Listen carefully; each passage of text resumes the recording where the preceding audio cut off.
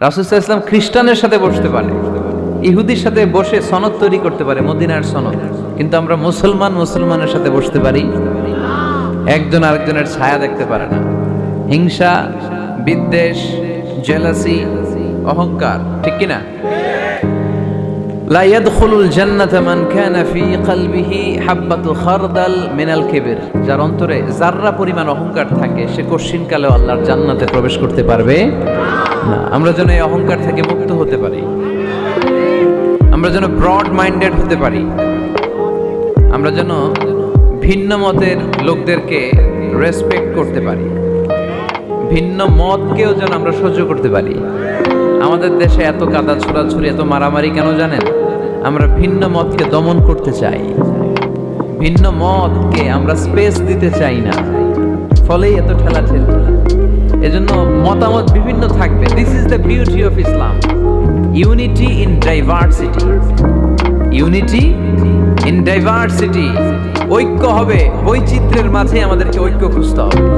এক একজন এক এক চেহারা। এই তুমি কালা হইলা কেন, তুমি খাটো হইলা কেন, তুমি লম্বু কেন, এরকম বললে চলবে? এই মেয়ে তুমি বিএনপি করো কেন, তুমি জামাত ইসলাম করো কেন, সব আওয়ামী লীগ হয়ে যাও, বলা যাবে? তুমি এই পিশাবের মুরিদ কেন, আমি যে পিশাবের মুরিদ হইছি ওইখানে আসো না কেন, বলা যাবে না। Unity in diversity. রাসূল সাল্লাল্লাহু আলাইহি ওয়াসাল্লাম ইহুদিদেরকে স্পেস দিয়েছেন, খ্রিস্টানদেরকে স্পেস দিয়েছেন। মনে রাখতে হবে, ঐক্য প্রক্রিয়ার নাম হচ্ছে, এটা এমন একটা প্রক্রিয়া যেখানে সবাই একই চিন্তা চেতনা পোষণ করবে এমনটা নয়, বরং এক একজনের এক এক চিন্তা, কিন্তু মৌলিক বিষয়ে সবাই এক। ইউনিটি ইন ডাইভার্সিটি, বৈচিত্র্যের মাঝে আমাদেরকে ঐক্য খুঁজতে হবে। প্রিয় ভাইরা, কথা বুঝতে পেরেছেন? আপনারা কি জানেন যে আমরা ইবাদত করি মসজিদে, খ্রিস্টানরা ইবাদত করে কোথায়? গির্জায়, তাই না? গির্জাকে ইংরেজিতে কি বলে জানেন? চার্চ বলে। তো ইউরোপে এবং আমেরিকাতে যে গির্জাগুলো আছে, এই গির্জাগুলো তারা বিক্রি করতে শুরু করে দিয়েছে। এর কারণ, খ্রিস্টানরা তাদের গির্জাগুলোতে ইবাদত করতে যায় না। আমরা তো নামাজ 3 ওয়াক্ত পড়ি, 2 ওয়াক্ত বা 5 ওয়াক্ত, 7 দিনে তো একবার হাজিরা দিতে যাই, ঠিক কিনা? ওদের এমন দশা আছে, ওদের গির্জাগুলোতে 1 মাসও যায় না, 6 মাসও একবার যায় না। তো এই গির্জা রাইখা লাভ আছে? লাভ নাই।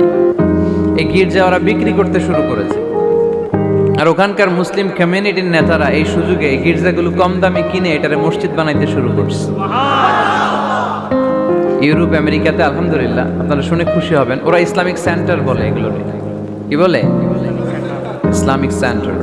আমাদের এরকম ইসলামিক সেন্টার করা দরকার, যেখানে দার্স হবে, দার্স, রেগুলার দার্স হবে। এই যে তাফসির মাহফিলগুলো বছরে একবার, গত বছর আসছিলাম এখানে, আবার 1 বছর পরে দেখা, কি শিখলেন কি শিখলেন না, কি বুঝলেন কি বুঝলেন না, আর জানা শোনার সুযোগ হয়েছে নাই। কিন্তু সেন্টার যদি হয়, ওখানে শিশু কিশোরদের আলাদা কোরআন শিক্ষার আসর, আমার বোনদের আলাদা শিক্ষার আসর, বয়স্কদের আলাদা কোরআন শিক্ষার আসর, তারপরে সেখানে হেজামা সেন্টার থাকবে, রুকিয়া সেন্টার থাকবে, তালিম, তাদরিস, তারবিয়া, সব ব্যবস্থাপনা থাকবে। এজন্য সব জায়গায় এরকম সেন্টার থাকার দরকার আছে না নাই? যতদিন আমরা এই ইউনাইটেড থাকব, ততদিন আমাদের দিকে চোখ তুলে তাকাবার খবরদারি কারো থাকবে না। আর ইউনিটি যখন ব্রেকডাউন করবে, আমরা শততা বিভক্ত, একজন আরেকজনের গালি দিবে, একজন আরেকজনের কাফের বলবে, তখনই সমাজের সব শান্তি সুখ এগুলো বিনষ্ট হতে চলবে। জোরে বলেন ঠিক কিনা? মুসলিম উম্মার মধ্যে এখন এই সমস্যা, ইউনিটি নাই। We don't have any central leadership, আমাদের কেন্দ্রীয় নেতৃত্ব নাই। এই যে ফিলিস্তিনে যে মারে আমাদেরকে পাখির মতো গুলি করে, মিয়ানমারের রাখাইন রাজ্য থেকে 10 লক্ষ মুসলমান তাড়ায় দিল টেকনাফে, এখন তারা পাহাড়ি এলাকায় আশ্রয় নিয়েছে। সিরিয়াতে মার খেয়ে গোটা বিশ্বে এরা ছড়িয়ে আছে। এই যে মুসলমানরা গোটা বিশ্বে মার খায়, আমাদের পক্ষে কথা বলার মতো আমাদের কোনো কেন্দ্রীয় লিডার আছে? সেন্ট্রাল লিডারশিপ নাই। আল খিলাফা আল ইসলামিয়া, ইসলামিক ক্যালিফেট, এটা নাই।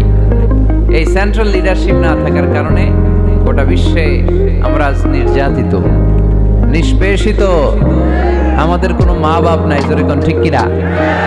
এদিকে লাথি মারলে ওইদিকে যাই, ওইদিকে লাথি মারলে এদিকে আসি। আমাদের পক্ষ নিয়ে, আমাদের স্বার্থ নিয়ে যে কথা বলবে, জাতিসংঘে হুঙ্কার তুলবে, ওআইসি থেকে ঘোষণা আসবে, ওরকম একটা নেতাও আমাদের নাই। জোরে বলেন ঠিক কিনা?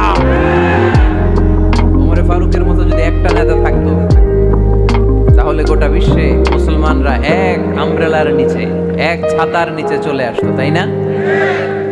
এমন সাহাবী ছিলেন বিষ্ণু ঈসা ইসলাম তার ব্যাপারে বলেছেন, আশাদ্দুহুম ফি আমরিল্লাহি উমর।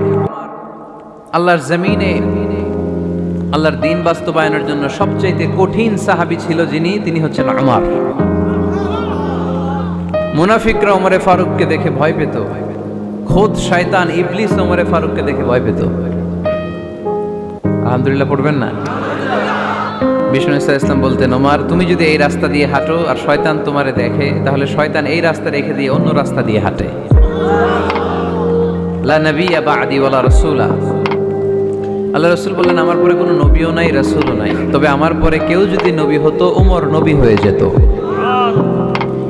এরকম একজন ওমরের আমাদের দরকার। এরকম একজন ওমরের অপেক্ষায় আমরা। একজন হলেই চলবে। কয়জন লাগবে? যুগ জামানা পাল্টে দিতে চাই না অনেকজন, এক মানুষই আনতে পারে জাতির জাগরণ। এক মানুষই বিপদকালে বাঁচায় কাফেলায়, ক্ষুদ্র ডিঙ্গি বাঁচায় জাহাজ অসীম দরিয়ায়। কয়জন ওমর দরকার? আমরা সেই ওমরের জন্য অপেক্ষা করছি, যার নেতৃত্বে, যেই আল ইমাম আল মাহদি, যার নেতৃত্বে গোটা বিশ্বে শান্তি, সভ্যতা, ভদ্রতা আবার প্রতিষ্ঠিত হবে। এক ছাতার নিচে মুসলমানেরা থাকবে, কেউ কারো ব্যাপারে হৃদয়ে কোনো বিদ্বেষ রাখবে, ঘৃণা রাখবে, কেউ কাউকে গালি দিবে। এই সুসম্পর্ক, এই ঐক্যের জন্যই ইসলাম। একসাথে উদখুলু ফিস সিলমি কাফা, পরিপূর্ণভাবে সবাই মিলে ইসলামের রশিকে আঁকড়ে ধরো, তাহলেই বরকত দিবে কে? ওমরে ফারুক বলতেন, নাহনু কওমুন আ'আজ্জানাল্লাহু বিল ইসলাম। আমরা তো এমন জাতি, যে জাতিকে আল্লাহ তাআলা ইসলাম দিয়ে সম্মানিত করেছে। আমাদের সম্মান ইসলামে, এখন ইসলাম রেখে দিয়ে অন্য জায়গায় সম্মান খুঁজি, এজন্যই লাথি খাই, এজন্যই অপমানিত, এজন্যই নেতৃত্ব শূন্য। জোরে বলেন ঠিক কিনা? গোড়ার দিকে যদি না যাই, মূলের দিকে যদি ফিরে না আসে, আমাদেরকে গালি দেয় মৌলবাদ। মৌলবাদ মানে হচ্ছে যে মূলের দিকে ফিরে আসে, return back to the root. শিখর থেকে, শেকড় থেকে শিখরে, শিখরে যেতে হলে আগে শেকড়ে যেতে হবে। জোরে বলেন ঠিক কিনা? এজন্য ঐক্যের কোনো বিকল্প নাই। আমি আমার আলোচনা শুরুতে এই মেসেজটা আপনাদের কাছে ড্রপ করতে চাই যে আসুন আমরা কাদা ছোড়াছুড়ি ছেড়ে দেই, হিংসা বিদ্বেষ ভুলে যাই, হৃদয়টারে সবার জন্য উজাড় করে দেই। মুমিনদের হৃদয়ে থাকবে সবার জন্য ভালোবাসা। কি থাকবে? আল্লাহ রাসূল সাল্লাল্লাহু আলাইহি ওয়াসাল্লাম মক্কা থেকে যখন মদিনাতে গেলেন, তিনি দেখলেন দলে দলে লোকজন কালিমা পড়ে মুসলমান হচ্ছে, বড় একটা মুসলিম কমিউনিটি গড়ে উঠল। আল্লাহ রাসূল সাল্লাল্লাহু আলাইহি ওয়াসাল্লাম খেয়াল করে দেখলেন ওখানে শুধু মুসলিম কমিউনিটি নয়, ওখানে জিউস কমিউনিটি আছে, মানে ইহুদি কমিউনিটি। মদিনাতে ইহুদিরাও থাকতো। আবার খেয়াল করে দেখলেন আশেপাশে খ্রিস্টান কমিউনিটিও আছে। তাহলে মোট কয়টা কমিউনিটি হইল? রাসূল সাল্লাল্লাহু আলাইহি ওয়াসাল্লাম এই তিন দলকে নিয়ে একটা চার্টার করলেন। চার্টার, ইতিহাসে এটা মদিনা চার্টার নামে পরিচিত, মদিনা সনদ। সুবহানাল্লাহ পড়েন। আপনারা কি ঐক্যের পক্ষে না বিপক্ষে? আমরা যেন ঐক্যবদ্ধ হতে পারি, আল্লাহ তুমি তৌফিক দান করো। আমরা যেন হিংসা বিদ্বেষ ভুলে যে ইসলামের কল্যাণে কাজ করতে পারি, তুমি তৌফিক দান করো। আরো জোরে পড়ি আমিন।